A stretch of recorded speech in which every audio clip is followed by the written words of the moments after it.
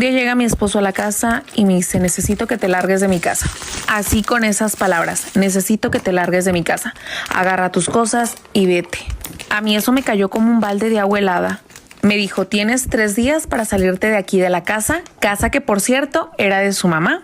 Y todavía con todo el descaro del mundo me dice, se va a venir a vivir aquí mi novia porque está embarazada. Hasta ese momento él me dijo que la muchacha estaba embarazada.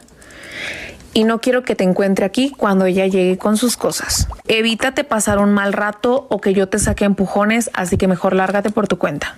Yo estaba completamente en shock. Yo en ese momento hasta estaba temblando. Me estaban corriendo de mi casa con niños chiquitos, sin yo trabajar, sin yo tener un sueldo, sin yo tener nada.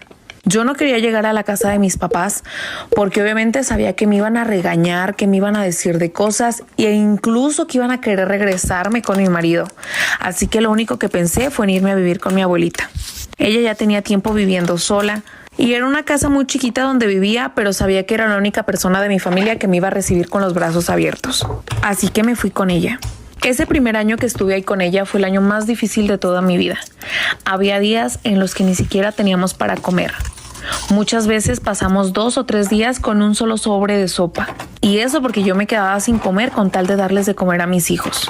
Me tocaba ir a pedirle un jitomate, una cebolla, incluso sal a las vecinas de lo mal que le estábamos pasando. Yo me puse a trabajar en lo que pude, lavando ajeno, limpiando casas. Incluso en las tardes me salía con una canastita de dulces y me salía a ofrecerlas a un parque que estaba cerca de la casa. La familia de mi marido siempre vieron que le estábamos pasando mal y nunca fueron para acercarse a nosotros, ni siquiera a los niños. Es que de verdad nosotros le estábamos pasando muy mal. En una ocasión, de verdad, yo no tenía para darles de comer a mis hijos nada.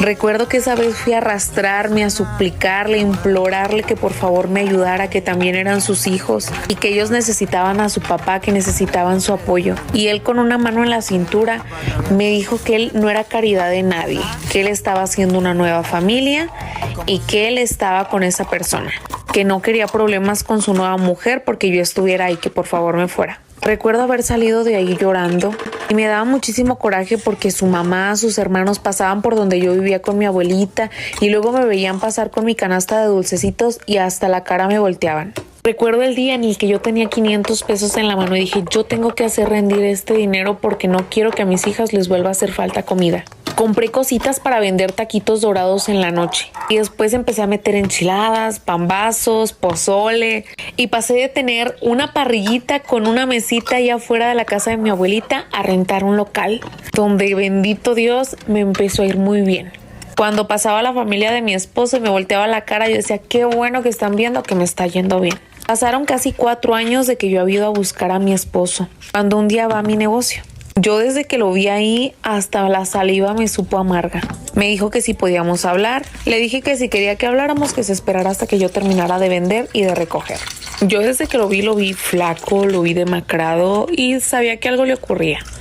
Y después él me empezó a decir que le habían detectado insuficiencia renal y que le estaban haciendo hemodiálisis. Que quería acercarse a sus hijos, que quería estar con ellos, que no sabía si iba a sobrevivir. Yo le contesté que mis hijos no iban a estar con alguien a quien ni siquiera conocían. Alguien que ni siquiera se había tentado el corazón cuando ellos no tenían que comer, que se largara de ahí. Pasaron como unos 4 meses aproximadamente cuando va mi suegra con una de mis cuñadas. La mendiga vieja todavía me dice, si ya te hartaste de andar de loca, es momento para que te regreses a cuidar a tu marido. Le dije que ella no me iba a gritar, que ya no éramos nada para que ella me estuviera hablando de esa manera. Y que si alguien tenía que cuidar a ese mendigo, era su amante, no yo. Me dijo que la vieja ya se había largado, que ya yo tenía mi casa para que me regresara cuando quisiera. Y yo le dije que así me volviera a estar muriendo de hambre, yo no regresaba con él. Y me dijo, pues aunque no quieras, es tu marido y te toca cuidarlo. Si no, te vas a vivir tú con él, que él se venga a vivir contigo. Porque ninguna de nosotras puede estarlo cuidando y es tu responsabilidad porque eres su mujer. Y tú juraste ante Dios que por las buenas o por las malas tú ibas a estar ahí para cuidarlo. Les dije que se metieran sus ideas por donde les cupieran. Que si su hijo estaba así era porque se lo había buscado, que era su karma que le había tocado pagar por no haberse hecho cargo de sus hijos.